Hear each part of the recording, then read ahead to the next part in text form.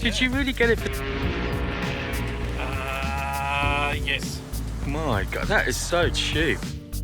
Just sit back and relax, don't worry, the world can wait, no need to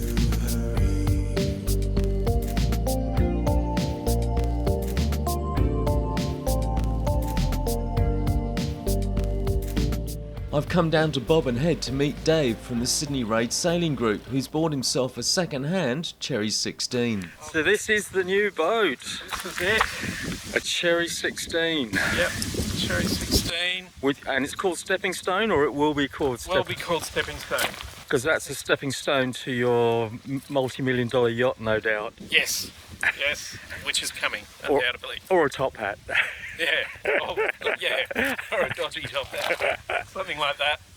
Yeah. So here it is. I Yeah. haven't really done anything. I haven't like restored it or painted it because I just want to see if it floats. Yeah. So she hasn't actually been in the water yet? Nope. Oh, wow. I'm honoured. Yes. So, Did you have to go far to get it? Canberra. Okay, well, it's not too bad. Yeah. So that's it. Let's put some cleats on. Some cleats. Had to renew the centerboard pulley system was too weak, Yeah. and I've renewed that. Put new pulleys on. Haven't had the mast up yet. I tried to do it yesterday, but I just couldn't get it up. Why? Was it too windy, or?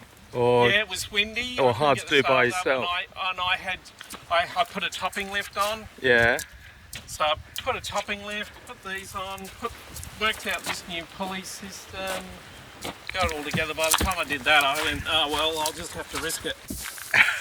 But it's all there. So the Cherry 16 was first designed by Frank Pellin in the 1970s, and so far there's been over 670 built.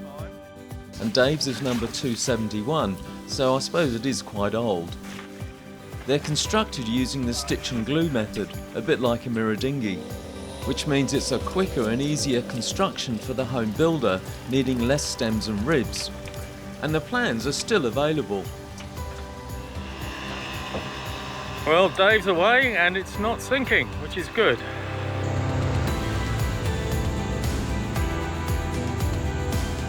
Well, we're off sailing.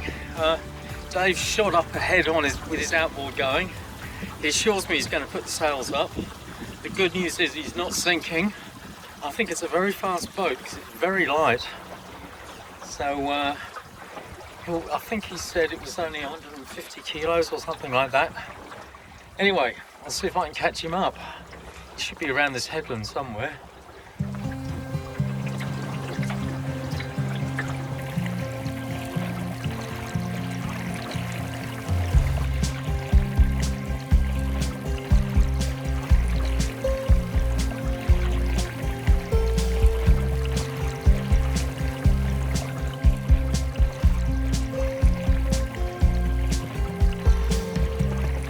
Still quite a bit of debris in the water from all the recent floods we've had.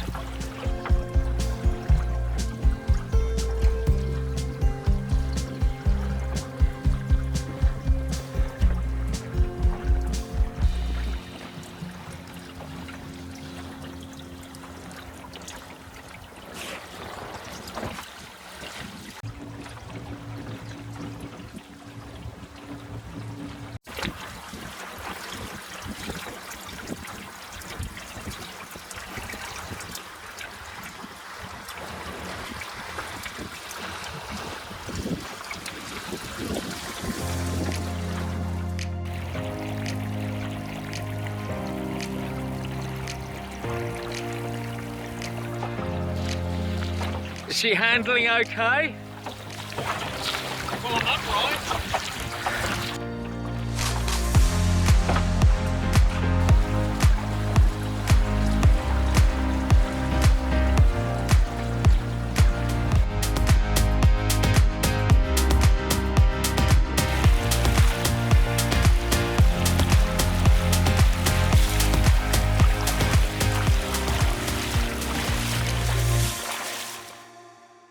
Here we are in Smiths Creek. Paul's just coming up. It's really shallow.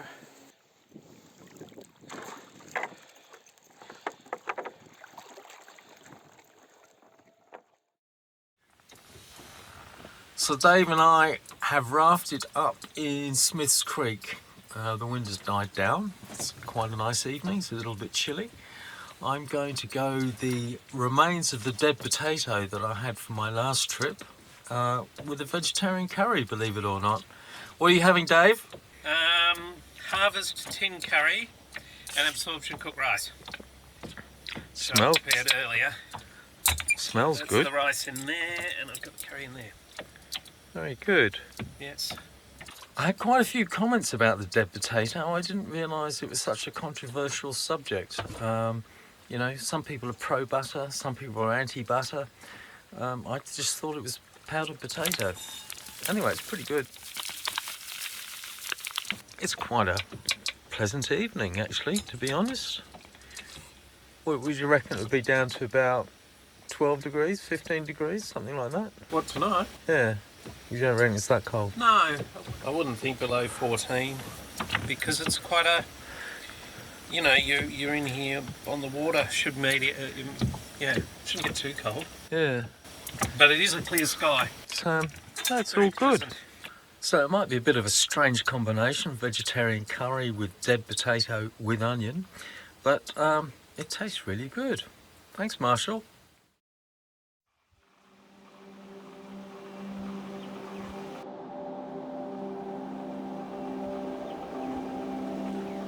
How'd you sleep? Pretty well. On and off. It was a bit slappy, the water on the holes. Yeah. Yeah, it was a bit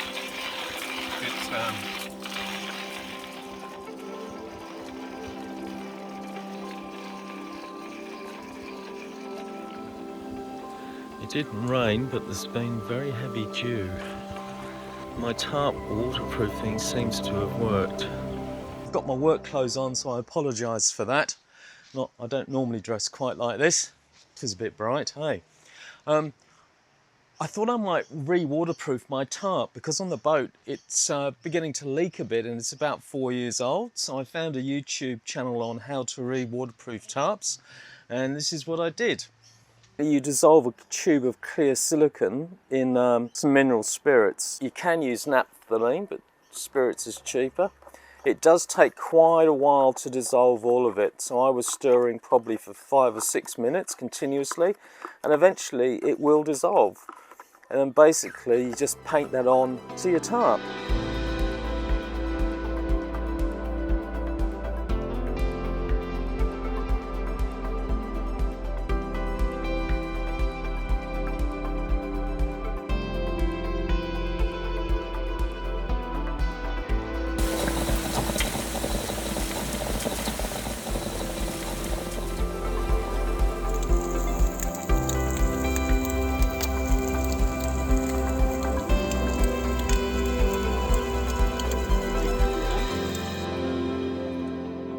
So it's about 9:15 in the morning, I think. We're just setting up, ready to go sailing again. It's a good night.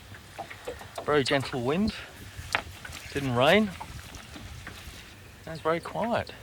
Very nice spot. So we think this is Stingray Bay at the top of Smiths Creek. The wind's picked up now. It's probably 2 or 3 knots coming down here. It's going to be a good day.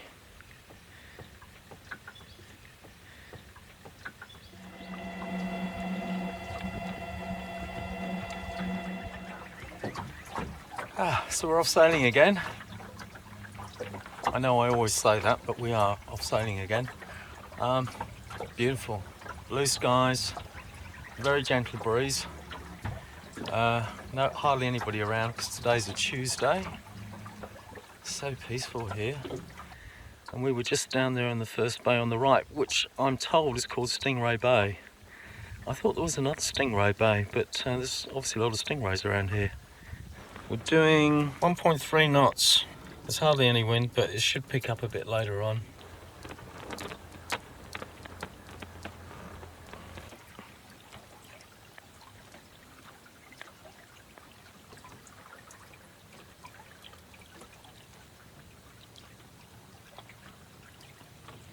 Not a cloud in the sky.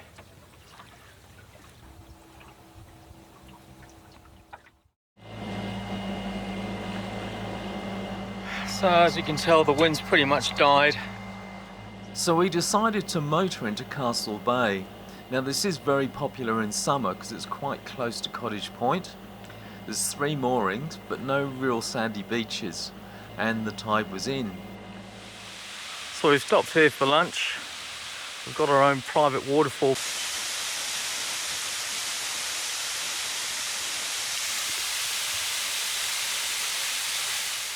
It's a beautiful day, just not a lot of wind.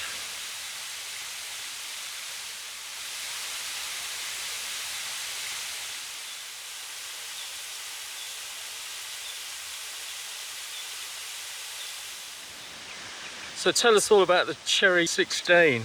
What's your impressions, Dave? It's light. It's built a bit like a big mirror. It's sort of very lightly built, plywood. Yeah, And it's fast. it is pretty very fast. Yeah. And there's a few things going out with the rigging. Gets a bit jammed, but it's been going well. It's all fixable. Yeah, needs a paint. And what about the room inside? They're the quarter berths. The quarter berths, I slept really comfortably. They're really big. Yeah. People said they're only, they're only for kids, but I mean, if I can fit in it and have a really nice sleep, Anybody yeah, can. yeah, exactly. So, no, it's that's really good because you've got the full berths here. There was a guy who owned one, he's 6'2", and he said he slept in the quarter berths really comfortably. Wow.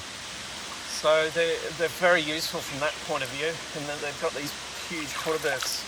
So all the V-berth cabin, you don't have to, you can just have it for storage. And I hope you can hear this because the waterfall is quite loud, so I'm not quite sure what the sound's going to be like, but anyway. Dave wants a bigger boat, somewhere where he can park the dinghy. Can I park my boat in your boot? Park my boat in your boot.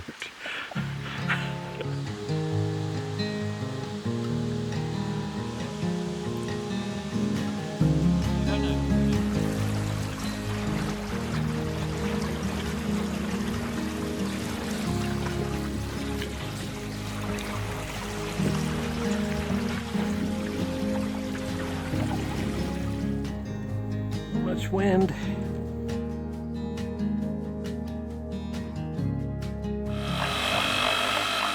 So he's given up a bit. There's no wind, very little. Dave's got his outboard, but it needs to be a bit lower in the water, so it is a bit noisy. Something else he's got to fix. We've turned the stink engine off, and now we're just sailing under tow. We're still going about the same speed.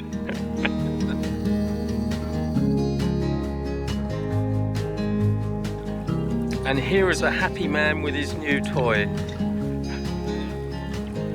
Dave's boat's gone really well. He's very pleased with it. Needs a bit of work, painting, this, that and the other, but I think for what he paid for it, it's a really good buy.